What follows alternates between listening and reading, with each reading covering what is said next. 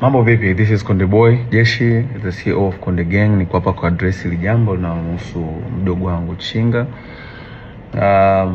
Kwanza kabisa nikiri kwamba mdogo wangu alinitumia message na kuniomba kwamba anataka kutoka kwenye label akawa independent artist. Na mimi nilimjibu straight kwamba mdogo wangu, wish all the best. I got you back all the time as usual. Kachini na viongozi wa Konde Gang, video contacts, mfanolize, muone mnafanyaje. Contract inasema endapo atataka kuterminate na ku-own master, kununua ku-own master.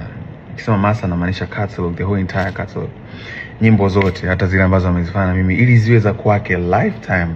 Just naingiza pesa kwake lifetime. Inatokea alipie kuzinunua hicho kiasi cha pesa kilichotajwa kwenye mkataba ambao mdogo wangu alisign 4 years ago na kampuni ya Konde Music.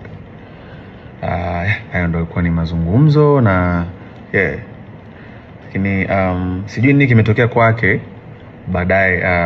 Akaja kusema kwenye social media kwamba nimemdai kiasi cha bilioni 1. Nikiri kwamba sijamdai kiasi cha bilioni 1 na nisingependa pesa yangu tena ije kunichafua mwenyewe.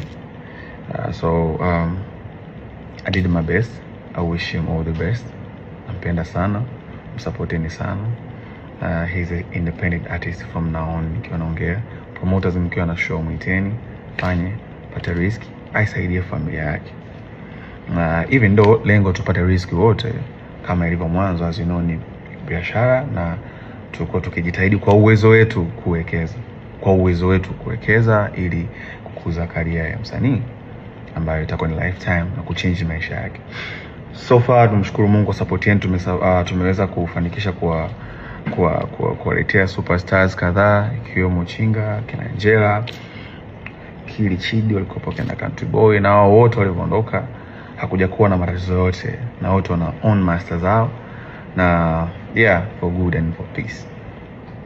Hamna mtu yote mwenye malalamiko ya kudaiwa. So that's how we live by lifting each other. Lakini pia speaking of BASATA, nilipata mwito na niliomba management yangu niwakilishe, nataka kujua issue ni nini, kwa sababu sikutegemea, na kwa sababu mazungumzo alizungumza naye na bwana Chinga, sikutegemea kama angeweza kufika BASATA. Baada ya sana na usuluhisho. So niliomba management yangu niwakilishe, izungumze na viongozi wa BASATA kuona wanapataje mwafaka, lakini wakaniambia so far nisingeweza kuyashare sasa hivi. Na mimi sikuona haja ya